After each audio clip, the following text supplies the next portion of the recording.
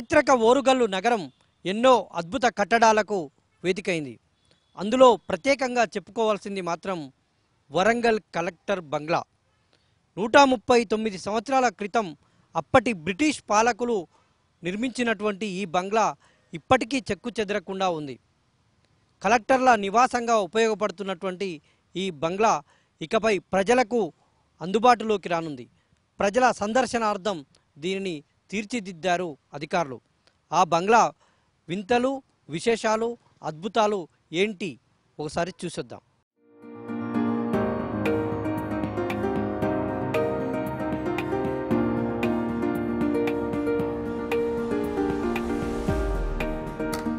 అద్భుతమైన కాకతీయుల కట్టడాలతో వరంగల్ నగరం ప్రపంచ ప్రఖ్యాతిని పొందితే, అదే నగరంలో కొలువుదీరిన కలెక్టర్ బంగ్లా తనదైన అస్తిత్వంతో చరిత్రలో చోటు సంపాదించుకుంది.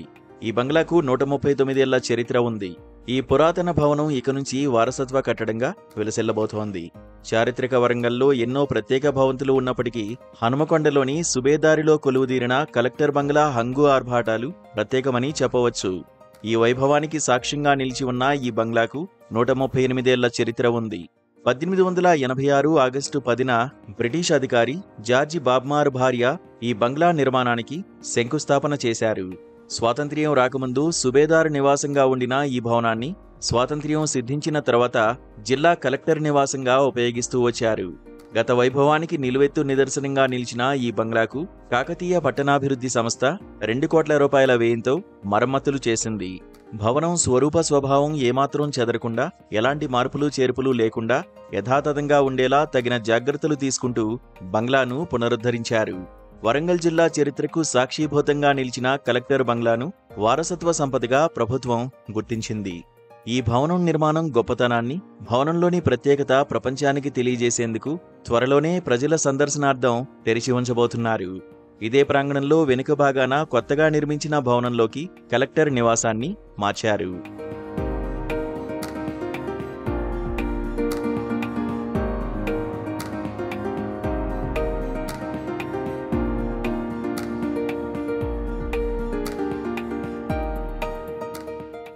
కలెక్టర్ బంగ్లాను ఆ కాలంలో పూర్తిగా డంగుసున్నంతో కట్టారు. ఎక్కడా సిమెంట్, కాంక్రీట్ వాడలేదు. పై అంతస్తుల నిర్మాణంలో, అలాగే టెర్రస్లో నాణ్యమైన టేకు కర్రలను ఉపయోగించారు. బంగ్లాకు మరమ్మతులు చేసేటప్పుడు కూడా ఏమాత్రం సిమెంట్ వాడలేదు. బంగ్లా బాగా పాతపడిపోవడంతో లోపలి గోడలు, స్తంభాలు, పైకప్పు పెచ్చులు ఊడిపోయాయి. దీంతో గోడలన్నిటినీ పూర్తిగా చెక్కి మళ్లీ డంగుసున్నంతోనే ప్లాస్టరింగ్ చేశారు. మరో 100 ఏళ్ల పాటు చెక్కు చెదరకుండా ఉండేలా మరమ్మతులు చేశారు. బంగ్లాలో దెబ్బతిన్న కిటికీలు, పైకప్పు దూలాలను తొలగించి వాటి స్థానంలో కొత్త వాటిని అమర్చారు. పై అంతస్తుకు వెళ్లడానికి ఉన్న చెక్కడట్లను అలాగే ఉంచి దెబ్బతిన్న చోట మరమ్మతులు చేశారు. బ్రిటిష్ కాలంలో కరెంటు ఉండేది కాదు. వెలుతురు కోసం పొగరాని కొవ్వొత్తులను ఉపయోగించేవారు. ఈ కొవ్వొత్తులు అమర్చడానికి నాడు ఉపయోగించిన అందమైన షాండియర్స్ ఇప్పటికీ అలాగే చెక్కు చెదరకుండా ఉన్నాయి. వాటిని ఏమాత్రం మార్చకుండా అవసరమైన చోట మరమ్మతులు చేశారు.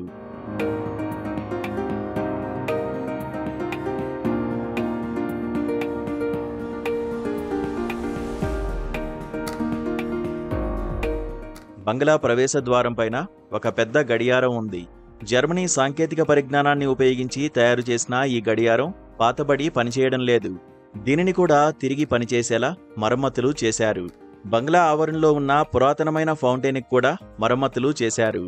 గార్డెన్ను అభివృద్ధి చేశారు. గ్రీనరీని పెంచారు. బంగ్లా అంతా సున్నం వేసి అందంగా తీర్చిదిద్దారు.